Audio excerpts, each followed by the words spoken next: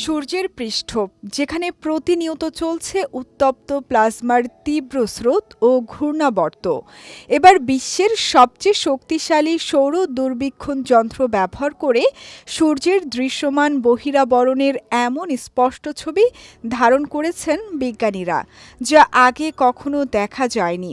নতুন এসব ছবিতে ধরা পড়েছে সূর্যপৃষ্ঠের রহস্যময় ঘূর্ণি ও ঢেউ খেলানো কাঠামো। সূর্যকে দূর থেকে শান্ত ও স্থির মনে হলেও এর পৃষ্ঠে প্রতিনিয়ত চলছে ব্যাপক অস্থিরতা।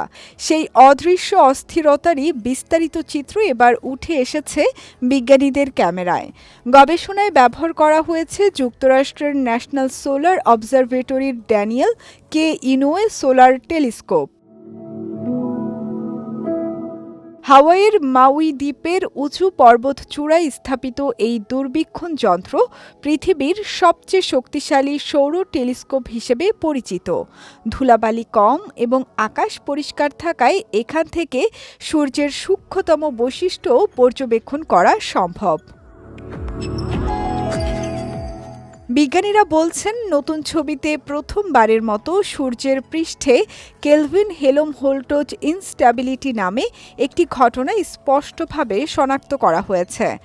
যখন ভিন্ন গতিতে চলা দুটি প্লাজমা প্রবাহ পাশাপাশি অতিক্রম করে, তখন সেখানে পানির ঘূর্ণির মতো ঢেউ ও আবর্ত তৈরি হয়। সূর্যের পৃষ্ঠে দেখা যাওয়া এই ক্ষুদ্র ঘূর্ণাবর্তগুলো আগে এতটা স্পষ্টভাবে পর্যবেক্ষণ করা সম্ভব হয়নি। গবেষকদের মতে এই আবিষ্কার শুধু সূর্যকে বোঝার ক্ষেত্রেই গুরুত্বপূর্ণ নয়, মহাকাশ আবহাওয়ার পূর্বাভাসেও এটি নতুন সম্ভাবনা তৈরি করবে। সূর্যের এমন অস্থিরতা থেকে সৃষ্ট সৌরঝড় পৃথিবীর উপগ্রহ, যোগাযোগ ব্যবস্থা, বিদ্যুৎ গ্রিড এবং মহাকাশযানে প্রভাব ফেলতে পারে। সঙ্গীতা শাহ, বিজয় টিভি, নিউজ ডেস্ক।